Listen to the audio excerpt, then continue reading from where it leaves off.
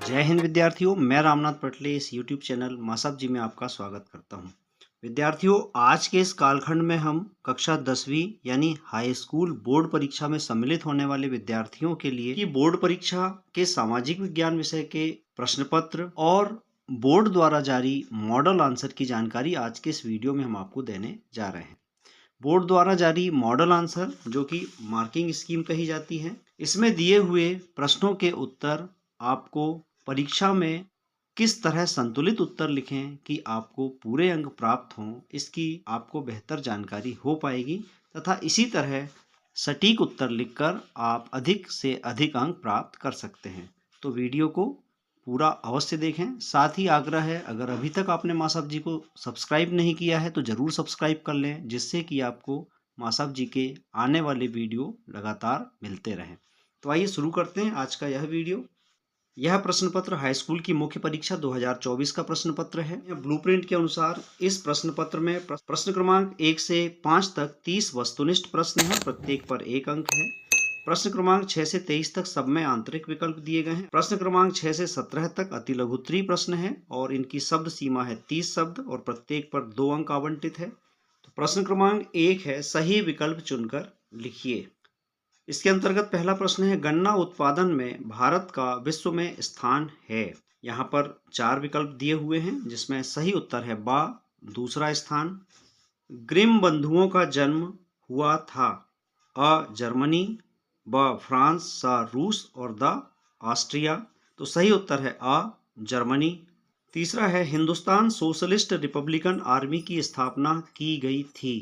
तो इसका सही उत्तर है बा, सन 1928। चौथा है, छापाखाना प्रगति का सबसे ताकतवर औजार है और इससे बन रही जनमत की आंधी से निरंकुशवाद उड़ जाएगा। यह किसने कहा था? मस्त। यहाँ पर सही उत्तर है सा, लुई मर्सियर। पांचवा, जब हम लैंगिक विभाजन की बात करते हैं तो हमारा अभिप्राय होता है। तो यहाँ पर सही है ब, समाज द्वारा स्त्री और पुरुषों को दी गई असमान भूमिकाएं। अगला है, ऋण का औपचारिक स्रोत है। तो औपचारिक स्रोत में सहकारी समितियां और बैंक आते हैं। तो यहाँ पर सही उत्तर है सा, सहकारी समितियां। आइए अब देखते हैं प्रश्न क्रमांक 2, रिक्त स्थानों की पूर्ति कीजिए। पहला है, अंतर्राष्ट्रीय स्तर पर संसाधन संरक्षण की वकालत खालिस्तान में क्लब ऑफ रोम ने की। तो यहाँ पर हम लिखेंगे 1968। दूसरा, भारत तथा विदेशी सभी फिल्मों को प्रमाणित करने का अधिकार खालिस्तान को है। ये है केंद्रीय फिल्म प्रमाणन बोर्ड, या जिसे हम सेंसर बोर्ड भी कहते हैं। तीसरा, उदारवादी राजनीतिज्ञ खालिस्तान फ्रैंकफर्ट संसद के एक निर्वाचित सदस्य थे। तो यहाँ पर हम लिखेंगे कार्ल वेलकर। चौथा, खालिस्तान पर आधारित सामाजिक विभाजन सिर्फ भारत में है। तो यहाँ हम लिखेंगे जाति। अगला है, लोकतांत्रिक व्यवस्था राजनीतिक खालिस्तान पर आधारित होती है। तो यहाँ पर हम लिखेंगे समानता पर। छठवां, भूमिगत जल खालिस्तान संसाधन का उदाहरण है। तो यहाँ पर हम लिखेंगे नवीकरणीय संसाधन। प्रश्न क्रमांक 3, सत्य असत्य लिखिए। नंबर 1, भारत के क्षेत्रफल का लगभग 27% हिस्सा मैदानी क्षेत्र है। ये असत्य है। दूसरा, बांध बहते जल को रोकने, दिशा देने या बहाव कम करने के लिए खड़ी की गई बाधा है। सत्य। तीसरा, स्मिथ फील्ड में लंदन का सबसे पुराना कपड़ा बाजार था। ये असत्य है। चौथा, विक्टोरिया कालीन ब्रिटेन में उच्च वर्ग के लोग कुलीन और पूंजीपति वर्ग के हाथों से बनी चीजों को तरजीह नहीं देते थे। यह भी असत्य है। पांचवा, सत्ता की साझेदारी विभिन्न समुदायों के बीच टकराव को कम करती है। सत्य। छठवां, हमारे संविधान में किसी एक भाषा को राष्ट्रभाषा का दर्जा नहीं दिया गया। सत्य। प्रश्न क्रमांक 4, सही जोड़ी बनाइए। कॉलम आ में पहले नंबर पर है संयुक्त वन प्रबंधन, इसकी जोड़ी हम बनाएंगे उड़ीसा से। दूसरा है बी, इलेक्ट्रॉनिक राजधानी। इलेक्ट्रॉनिक राजधानी बेंगलुरु को कहते हैं। सी, लेबर पार्टी। लेबर पार्टी की जोड़ी हम बनाएंगे ब्रिटेन से, ब्रिटेन का एक राजनीतिक दल है। और डी, रिपब्लिकन पार्टी, ये यूएसए यानी संयुक्त राज्य अमेरिका का एक राजनीतिक दल है। ई, प्राथमिक क्षेत्र की जोड़ी कृषि खनन डेयरी मत्स्यन, और तृतीयक क्षेत्र की जोड़ी परिवहन भंडारण संचार और बैंकिंग से। प्रश्न क्रमांक 5, एक वाक्य में उत्तर दीजिए। उपभोक्ता उद्योग क्या है? विद्यार्थियों, बोर्ड द्वारा जारी मार्किंग स्कीम यानी आदर्श उत्तर पुस्तिका में दिए गए उत्तर के अनुसार वे उद्योग जो उपभोक्ताओं के सीधे उपयोग हेतु उत्पादन करते हैं, जैसे चीनी, दंतमंजन, कागज, पंखे, सिलाई मशीन आदि उपभोक्ता उद्योग कहलाते हैं। दूसरा प्रश्न है, भाई भोंसले कौन थे? तो उत्तर है, भाई भोंसले बंबई के ट्रेड यूनियन कार्यकर्ता थे। तीसरा है, असम का लोकप्रिय गीत ओ मोर अपुनर देश किसने लिखा? तो उत्तर है, लक्ष्मीनाथ बेजबरुआ ने असम का लोकप्रिय गीत ओ मोर अपुनर देश लिखा। चौथा, बेल्जियम में सामुदायिक सरकार का चुनाव कौन करता है? बेल्जियम में एक ही भाषा बोलने वाले लोग, चाहे वे बेल्जियम में जहां भी रहते हों, सामुदायिक सरकार को चुनते हैं। पांचवा, मानव विकास सूचकांक कौन सी संस्था जारी करती है? तो उत्तर है, मानव विकास सूचकांक संयुक्त राष्ट्र विकास परिषद यानी यूएनडीपी मानव विकास सूचकांक जारी करती है। छठवां है, विश्व व्यापार संगठन का ध्येय क्या है? उत्तर है, अंतर्राष्ट्रीय व्यापार को उदार बनाना विश्व व्यापार संगठन का ध्येय है। प्रश्न क्रमांक 6, भूमि निम्नीकरण से क्या आशय है? तो उत्तर है, मानव क्रियाकलापों से भूमि का कृषि योग्य न रहना भूमि निम्नीकरण कहलाता है और इसके कारण हैं अति पशुचारण, वनोन्मूलन और खनन। इसी के अथवा में प्रश्न है, चादर अपर्दन किसे कहते हैं? उत्तर है, जिन क्षेत्रों में जल ढाल के साथ नीचे की ओर बहता है वहां की ऊपरी मृदा घुलकर जल के साथ बह जाती है, इसे चादर अपर्दन कहा जाता है। विद्यार्थियों, यहाँ पर एक चीज ध्यान रखने की है कि ये 2 अंक वाले प्रश्न हैं और इनके उत्तर लिखने के लिए शब्द सीमा 30 शब्द है, यानी कि आपको इन प्रश्नों के उत्तर 3 या 4 लाइन में देना है। अगला प्रश्न है, रोपण कृषि की 2 विशेषताएं लिखिए। उत्तर है, रोपण कृषि की विशेषताएं, इसमें लंबे चौड़े क्षेत्र में एकल फसल बोई जाती है। दूसरा, यह कृषि अत्यधिक पूंजी और श्रमिकों की सहायता से की जाती है। तीसरा, इससे प्राप्त उत्पादन उद्योगों में कच्चे माल के रूप में प्रयुक्त होता है। चौथा, भारत में चाय, कॉफी, रबड़, गन्ना, केला महत्वपूर्ण रोपण फसलें हैं। यहाँ पर 4 विशेषताएं दी गई हैं, आप कम से कम 2 विशेषताएं लिखेंगे क्योंकि ये 2 अंक वाले प्रश्न हैं। 7वें के अथवा में प्रश्न है, प्रारंभिक जीविका निर्वाह कृषि की 2 विशेषताएं लिखिए। तो जीविका निर्वाह कृषि की विशेषताएं हैं, यह कृषि भूमि के छोटे टुकड़ों पर आदिम कृषि औजारों से यानी परंपरागत कृषि औजारों से परिवार अथवा समुदाय के श्रम की मदद से की जाती है। दूसरी विशेषता, यह कृषि मानसून, मृदा की उर्वरता और पर्यावरणीय परिस्थितियों पर निर्भर करती है। प्रश्न क्रमांक 8, मोटर गाड़ी उद्योग किसे कहते हैं?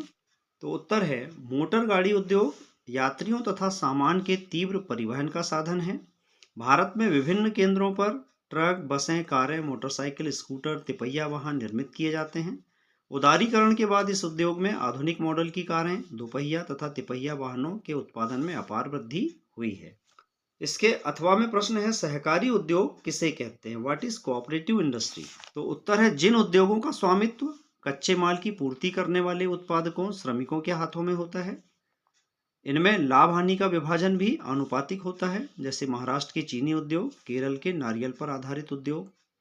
प्रश्न क्रमांक 9, उत्तर पूर्वी राज्यों में वायु परिवहन अधिक महत्वपूर्ण क्यों है? तो उत्तर है, देश के उत्तर पूर्वी राज्यों में बड़ी नदियां, विच्छिन्न धरातल यानी ऊंचा नीचा धरातल, घने जंगल, निरंतर बाढ़ आदि सामान्य बात है, इसलिए वहां वायु परिवहन अधिक महत्वपूर्ण साधन है। 9 के अथवा में प्रश्न है, प्रधानमंत्री ग्रामीण सड़क परियोजना से क्या आशय है? तो इसका उत्तर है, प्रधानमंत्री ग्रामीण सड़क परियोजना में वे सड़कें जो ग्रामीण क्षेत्रों को तथा गांवों को शहरों से जोड़ती हैं, इन्हें विशेष प्रोत्साहन मिला है। इस परियोजना का विशेष प्रावधान देश के प्रत्येक गांव को शहरों से पक्की सड़कों द्वारा जोड़ना प्रस्तावित है। प्रश्न क्रमांक 10, गांधी जी ने हिंद स्वराज में स्वराज्य प्राप्ति का क्या साधन बताया? तो उत्तर है, महात्मा गांधी ने कहा था कि भारत में ब्रिटिश शासन भारतीयों के सहयोग के कारण चल पा रहा है। अगर भारत के लोग अपना सहयोग वापस ले लें तो साल भर के भीतर ब्रिटिश शासन ढह जाएगा और स्वराज की स्थापना हो जाएगी। इसके अथवा में प्रश्न है, गिरमिटिया मजदूर किसे कहा जाता था? तो उत्तर है, औपनिवेशिक काल में लोगों को काम करने के लिए फिजी, गयाना, वेस्ट इंडीज आदि स्थानों पर एक एग्रीमेंट के तहत ले जाया जाता था। इस एग्रीमेंट को मजदूर गिरमिट कहने लगे, जिससे आगे चलकर इन मजदूरों को गिरमिटिया मजदूर कहा जाने लगा। प्रश्न क्रमांक 11, जब हम कहते हैं कि 16वीं सदी में दुनिया सिकुड़ने लगी थी, तो इसका क्या मतलब है? तो इसका उत्तर है, दुनिया के सिकुड़ने का अर्थ है विभिन्न महाद्वीपों के बीच पारस्परिक संबंधों में वृद्धि से है। 16वीं सदी तक यूरोपीय यात्रियों ने एशिया तक का समुद्री मार्ग खोज निकाला। वे पश्चिमी सागर को पार करते हुए अमेरिका तक जा पहुंचे, जिससे आधुनिक युग बहुत छोटा सा दिखाई देने लगा। अथवा में प्रश्न है, प्रथम विश्व युद्ध को औद्योगिक युद्ध क्यों कहा गया? लिखिए। तो उत्तर है, क्योंकि इस युद्ध में मशीन गनों, टैंकों, हवाई जहाज़ों और रासायनिक हथियारों का भयानक पैमाने पर इस्तेमाल हुआ। ये सारी वस्तुएं उद्योगों की देन थी। युद्ध ने मृत्यु और विनाश की जो विभीषिका रची, वह औद्योगिक शक्ति के बिना संभव नहीं थी, इसलिए इसे औद्योगिक युद्ध कहा गया। प्रश्न क्रमांक 12, 19वीं सदी के अंत में बुनकरों और कारीगरों के सामने क्या समस्या आ गई? तो उत्तर है, 19वीं सदी में बुनकरों के सामने आने वाली समस्याएं, उन्हें मनमानी कीमत पर कच्ची कपास खरीदनी पड़ती थी। दूसरा, अब भारतीय कारखानों में उत्पादन होने लगा, बाजार मशीनों से बनी चीजों से पट गया। तीसरा, बुनकर और कारीगर मशीनों से बने सामान से प्रतिस्पर्धा नहीं कर सके। अथवा में प्रश्न है, गुमास्ता के दो कार्य लिखिए। तो उत्तर है, गुमास्ता बुनकरों पर निगरानी रखने तथा माल इकट्ठा करने और कपड़ों की गुणवत्ता जांचने का कार्य करता था। प्रश्न क्रमांक 13, मुद्रण संस्कृति ने फ्रांसीसी क्रांति को किस प्रकार प्रभावित किया? तो उत्तर है, चिंतकों ने अपने लेखन में अंधविश्वास और राज्य की निरंकुश सत्ता पर प्रहार किया। इनके पाठक एक नए आलोचनात्मक, सवालिया और तार्किक नजरिए से दुनिया को देखने लगे। कार्टूनों और कैरिकेचरों ने लोगों को राजतंत्र के खिलाफ भड़काया। छपाई ने वाद विवाद की नई संस्कृति को जन्म दिया। यहाँ पर निर्देश है कि विद्यार्थियों द्वारा किन्हीं दो तर्क लिखने पर पूर्ण अंक दिए जाएं। 2 पॉइंट अगर आप लिखते हैं तो आपको पूरे 2 अंक मिलेंगे। अथवा में प्रश्न है, राष्ट्रवादी समाचार पत्रों के दमन में वर्नाक्यूलर प्रेस एक्ट की भूमिका को समझाइए। तो उत्तर है, सन 1878 के वर्नाक्यूलर प्रेस एक्ट द्वारा सरकार को भाषाई प्रेस में छपी रपट और संपादकीय को सेंसर करने, रपट को बागी करार करने, अखबार जब्त करने, छपाई की मशीनें छीनने का अधिकार मिल गया। इस एक्ट द्वारा राष्ट्रवादी अखबारों का दमन किया गया। प्रश्न क्रमांक 14, राजनीतिक दल अपना कामकाज बेहतर ढंग से करें, इसके लिए उन्हें मजबूत बनाने में अपने 2 सुझाव दीजिए। तो उत्तर में हम 2 सुझाव ऐसे लिख सकते हैं, सुधार की इच्छा रखने वाले लोगों का स्वयं राजनीतिक दलों में शामिल होना। दूसरा, राजनीतिक दलों पर लोगों द्वारा दबाव बनाना। यह काम चिट्ठियां लिखने, प्रचार और मीडिया के माध्यम से किया जा सकता है। अथवा में प्रश्न है, शपथ पत्र से क्या आशय है, समझाइए। तो शपथ पत्र किसी अधिकारी को सौंपा गया एक दस्तावेज शपथ पत्र कहलाता है। इसमें कोई व्यक्ति अपने बारे में निजी सूचनाएं देता है और उनके सही होने के बारे में शपथ उठाता है। इस पर सूचना देने वाले के हस्ताक्षर होते हैं। प्रश्न क्रमांक 15, लोकतांत्रिक शासन व्यवस्था अन्य शासन व्यवस्था से बेहतर क्यों है? तो लोकतांत्रिक शासन व्यवस्था अन्य शासन व्यवस्था से बेहतर है क्योंकि नागरिकों में समानता को बढ़ावा देता है, व्यक्ति की गरिमा को बढ़ाता है, टकरावों को टालने संभालने का तरीका देता है, इसमें गलतियों को सुधारने की गुंजाइश होती है और इससे फैसलों में बेहतरी आती है। तो चूंकि 2 अंक का प्रश्न है तो कम से कम आप 2 पॉइंट लिखेंगे। प्रश्न क्रमांक 15 के अथवा में प्रश्न है, सरकार के बारे में जानकारी प्राप्त करने के आपके पास कौन कौन से स्रोत हैं, लिखिए। तो उत्तर है, सूचना के अधिकार द्वारा देश के प्रत्येक नागरिक को सरकार की नीतियों, योजनाओं और उनके कामकाज आदि के विषय में जानने का अधिकार है। स्थानीय और राष्ट्रीय नेता जनता की सूचना के मुख्य स्रोत हैं। वे जनता को सरकारी नीतियों तथा निर्णय की जानकारी देते हैं। प्रश्न क्रमांक 16, संगठित क्षेत्र की 2 विशेषताएं लिखिए। तो संगठित क्षेत्र की विशेषताएं, संगठित क्षेत्र में रोजगार की अवधि नियमित होती है। ये क्षेत्र सरकार द्वारा पंजीकृत होते हैं और यहाँ सरकारी नियमों एवं विनियमों का अनुपालन होता है। प्रश्न क्रमांक 16 के अथवा में प्रश्न है, शहरी क्षेत्र में रोजगार पैदा करने के 2 उपाय लिखिए। तो उत्तर है, शहरी क्षेत्रों में क्षेत्रीय शिल्प, उद्योग व सेवाओं को प्रोत्साहन देना, पर्यटन उद्योग को प्रोत्साहन देना, और मूलभूत सुविधाओं के विकास, कर्ज तथा तकनीकी सहायता देना। प्रश्न क्रमांक 17 है, वैश्वीकरण को बढ़ावा देने वाले कारक कौन कौन से हैं? तो उत्तर है, वैश्वीकरण को बढ़ावा देने वाले कारक व्यापार या काम की तलाश में एक देश से दूसरे देश में लोगों का पलायन, पूंजी की वैश्विक स्तर पर आवाजाही आदि वैश्वीकरण को बढ़ावा देने वाले प्रमुख कारक हैं। अथवा में प्रश्न है, अतीत में देशों को जोड़ने का मुख्य माध्यम क्या था? तो अतीत में देशों को जोड़ने का मुख्य माध्यम विदेशी व्यापार था, जो मुख्यतः समुद्री मार्गों से किया जाता था, और सड़क मार्ग में रेशम मार्ग भी अतीत में कई देशों को जोड़ता था। प्रश्न क्रमांक 18, भारतीय वन्य जीव रक्षण अधिनियम 1972 के प्रमुख प्रावधान लिखिए। यहाँ से अब 3 अंक वाले प्रश्न प्रारंभ होते हैं। तो उत्तर है, भारतीय वन्य जीव रक्षण अधिनियम 1972 के प्रमुख प्रावधान। पहला है, संकटग्रस्त जातियों के बचाव पर, शिकार प्रतिबंधन पर जोर दिया गया। दूसरा, वन्य जीव आवासों का कानूनी रक्षण तथा जंगली जीवों के व्यापार पर रोक लगाने पर प्रबल जोर दिया गया है।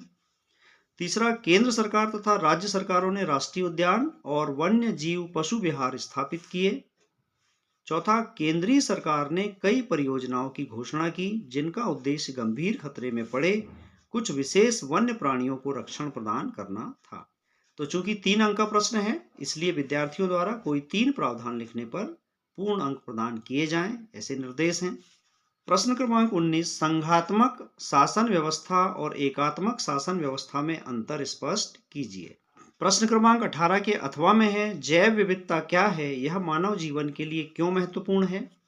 तो बोर्ड द्वारा जारी मॉडल आंसर में दिया गया आदर्श उत्तर है, जैव विविधता पृथ्वी पर पाई जाने वाली विभिन्न जैवी प्रजातियों को कहते हैं, जो पृथ्वी पर अपने अपने प्राकृतिक आवासों में पाई जाती है। इसमें मानव, पेड़ पौधे, जीव जंतु और सूक्ष्म जीव सम्मिलित रहते हैं। यह पूरा आवासीय स्थल जिस पर हम रहते हैं अत्यधिक जैव विविधता से भरा हुआ है, जो एक जटिल पारिस्थितिक तंत्र का निर्माण करते हैं। मानव इसका मात्र एक हिस्सा है और अपने अस्तित्व के लिए इसके विभिन्न तत्वों पर निर्भर है, जैसे वायु जिससे हम सांस लेते हैं, जल जिसे हम पीते हैं, और मृदा जो अनाज पैदा करती है, जिसके बिना हम जीवित नहीं रह सकते। पौधे, पशु और सूक्ष्म जीवी इनका पुनः सृजन करते हैं। प्रश्न क्रमांक 19, संघात्मक शासन व्यवस्था और एकात्मक शासन व्यवस्था में अंतर स्पष्ट कीजिए। तो उत्तर है, संघात्मक शासन व्यवस्था और एकात्मक शासन व्यवस्था में अंतर। संघात्मक शासन व्यवस्था में सत्ता 2 या 2 से अधिक स्तरों में बटी होती है। एकात्मक शासन व्यवस्था में संपूर्ण शक्ति केंद्रीय सरकार में ही निहित होती है। संघात्मक शासन व्यवस्था में संविधान का लिखित होना अनिवार्य है। एकात्मक शासन व्यवस्था में संविधान लिखित तथा अलिखित दोनों प्रकार का हो सकता है। संघात्मक शासन व्यवस्था जनता को शासन के विभिन्न स्तरों पर सक्रिय भाग लेने का अवसर प्राप्त होता है, और एकात्मक शासन व्यवस्था में जनता को शासन के विभिन्न स्तरों पर सक्रिय भाग लेने का अवसर नहीं मिल पाता है। तो ये 3 मुख्य अंतर हैं। 3 अंतर लिखने पर 3 अंक पूरे मिलेंगे।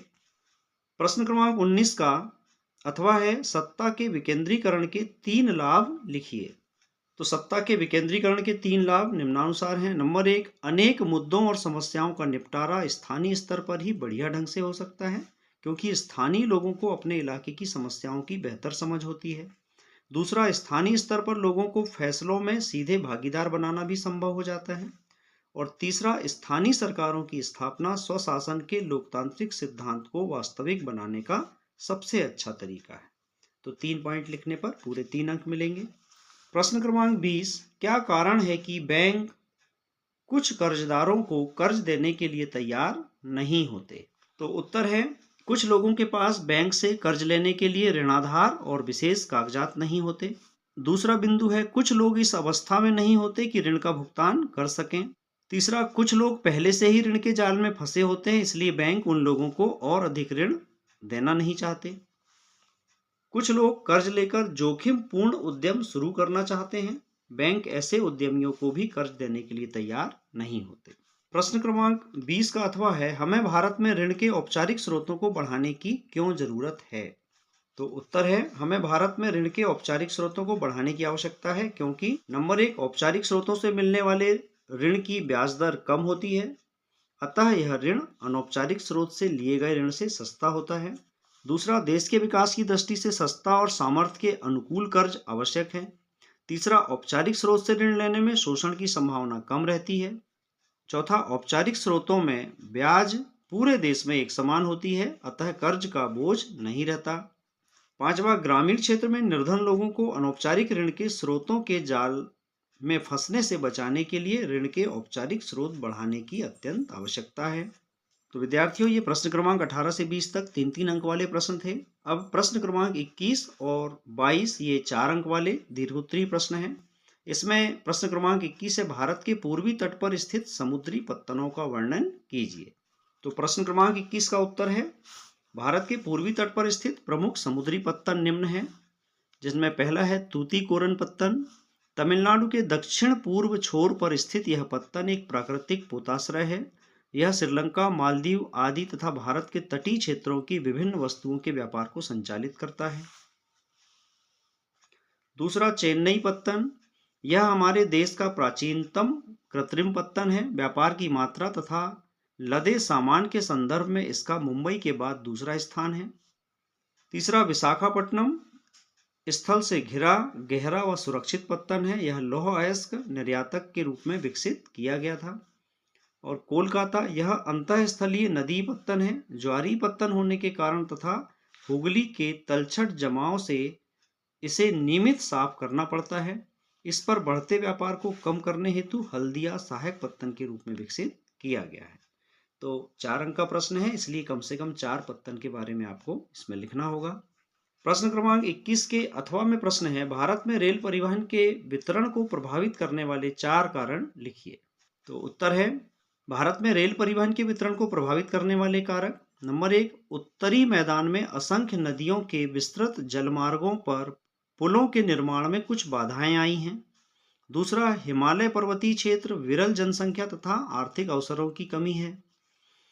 तीसरा, दलदली भाग, सघन वन क्षेत्र में रेल लाइन निर्माण करना कठिन है। और चौथा, भूस्खलन तथा किसी किसी भाग में रेलवे ट्रैक का धंसना आदि। यहाँ पर ये जो 4 पॉइंट दिए गए हैं, इनमें आपको थोड़ा वर्णन भी करना होगा, तब आपको पूरे 4 अंक मिलेंगे। प्रश्न क्रमांक 22, प्रथम विश्व युद्ध ने भारत के राष्ट्रीय आंदोलन के विकास में किस प्रकार योगदान दिया, व्याख्या कीजिए। तो प्रश्न क्रमांक 22 का उत्तर है, प्रथम विश्व युद्ध ने भारत के राष्ट्रीय आंदोलन के विकास में निम्न योगदान दिया। नंबर 1, विश्व युद्ध ने एक नई आर्थिक राजनीतिक स्थिति पैदा की। दूसरा, इसके कारण रक्षा व्यय में भारी इजाफा हुआ।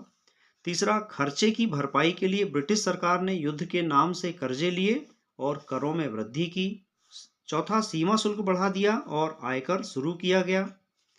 पांचवा, युद्ध के दौरान कीमतें तेजी से बढ़ी, जिससे आम लोगों की मुश्किलें बढ़ गईं। छठवां, ग्रामीण क्षेत्रों में सिपाहियों को जबरन भर्ती किया, जिससे ग्रामीण क्षेत्रों में व्यापक गुस्सा फैल गया। सातवां, इसी दौरान देश के बहुत सारे हिस्सों में फसल खराब होने से खाद्य पदार्थों का भारी अभाव पैदा हो गया। इसी समय फ्लू की महामारी फैल गई। और 9वां पॉइंट है, दुर्भिक्ष और महामारी के कारण 120 से 130 लाख लोग मारे गए। इन सब ने मिलकर अंग्रेजों के खिलाफ आम जनता को संघर्ष के लिए तैयार किया। प्रश्न क्रमांक 22 का अथवा है, सविनय अवज्ञा आंदोलन में महिलाओं की भागीदारी को उल्लेखित कीजिए। तो उत्तर है, सविनय अवज्ञा आंदोलन में महिलाओं की भागीदारी। नंबर 1, नमक सत्याग्रह के दौरान हजारों महिलाएं गांधी जी के नेतृत्व में घर से बाहर निकलीं। दूसरा बिंदु, उन्होंने जुलूसों में हिस्सा लिया, नमक बनाया, विदेशी कपड़ों व शराब की दुकानों की पिकेटिंग यानी विरोध किया। कई महिलाएं जेल भी गईं। शहरों में ऊंची जाति की महिलाएं तथा ग्रामीण क्षेत्रों में संपन्न किसान परिवारों की महिलाएं आंदोलन में हिस्सा ले रही थीं। और पांचवा, गांधी जी के आह्वान के बाद महिलाओं को राष्ट्र की सेवा करना अपना पवित्र दायित्व दिखाई देने लगा। प्रश्न क्रमांक 23 मानचित्र पर आधारित है और इसमें भी आंतरिक विकल्प है। 4 स्थान दिखाए गए हैं। इन चारों स्थानों को आपको भारत के मानचित्र में प्रदर्शित करना है। इसमें पहला है सतपुड़ा, जो कि मध्य भारत में एक पर्वतमाला है, जो कि नर्मदा और ताप्ती नदी की घाटियों के बीच में स्थित है। दूसरा, इन्नौर तमिलनाडु के कोरोमंडल तट पर एक बंदरगाह है और यह एक निगमीकृत बंदरगाह है। तीसरा, नामरूप असम का एक शहर है। और तलचर उड़ीसा राज्य के अनुगुल जिले का एक औद्योगिक शहर है। अब इन्हें मैप में देख लें। मॉडल आंसर के अनुसार इस तरह से इनको प्रदर्शित किया गया है। ये सतपुड़ा यहाँ मध्य भारत में, दूसरा इन्नौर तमिलनाडु के कोरोमंडल तट का एक बंदरगाह, और नामरूप असम का एक नगर, और तलचर उड़ीसा का एक शहर यहाँ प्रदर्शित किया गया है। इसी के अथवा में दिया है कटनी, यह मध्य प्रदेश में है और चूना और बॉक्साइट के लिए प्रसिद्ध है। यहाँ सीमेंट और मार्बल की फैक्ट्रियां भी हैं, रेलवे यार्ड है। कोरापुट उड़ीसा राज्य का नगर है। मारमागांव ये गोवा राज्य में स्थित एक बंदरगाह है, और बिलासपुर छत्तीसगढ़ में स्थित है, चावल और कोसा उद्योग के लिए प्रसिद्ध है। इसे अब मैप में देखते हैं। ये देख रहे हैं आप भारत का मानचित्र। इसमें नंबर 1 कटनी, यह भी मध्य भारत में जबलपुर से थोड़ा सा उत्तर की ओर इसे प्रदर्शित किया गया है। दूसरा कोरापुट, ये उड़ीसा में प्रदर्शित किया गया है। मारमागांव बंदरगाह ये गोवा, और बिलासपुर छत्तीसगढ़ का एक नगर। तो विद्यार्थियों, मानचित्र भरते समय एक सावधानी ये रखनी है कि हम जिन शहरों को या जिन स्थानों को प्रदर्शित करने जा रहे हैं इन्हें संकेत में अलग लिख लें, और मानचित्र में केवल नंबर डालें। क्योंकि होता यह है कि हम लिखते हैं, जब मानचित्र के अंदर ही हम लिख देते हैं तो ये लिखने में काफ़ी स्थान लगता है, तो उससे जो स्थान हम प्रदर्शित करना चाहते हैं उसकी एकदम सही स्थिति प्रदर्शित नहीं हो पाती, और कई बार जो मूल्यांकन करता है उसको गलत कर देते हैं। तो इसलिए इस प्रकार संकेत बाहर लिख दें और फिर इसका नंबर जो है आप मानचित्र में डालें। तो विद्यार्थियों, इस प्रकार आज के इस कालखंड में हाई स्कूल बोर्ड परीक्षा 2024 का यह प्रश्न पत्र और बोर्ड द्वारा जारी मॉडल आंसर की जानकारी निश्चित ही आपको उपयोगी लगी होगी। इसे अपने सहपाठियों से भी शेयर करें, और पुनः आग्रह है, अगर अभी तक आपने मासब जी को सब्सक्राइब नहीं किया है तो ज़रूर सब्सक्राइब कर लीजिए। साथ ही बेल आइकन को भी क्लिक कर लीजिए, जिससे कि मासब जी के आने वाले वीडियोस की नोटिफिकेशन आपको सबसे पहले मिले। तो मिलते हैं अगले वीडियो में इसी तरह परीक्षा उपयोगी जानकारी के साथ। तब तक के लिए नमस्कार, जय हिंद।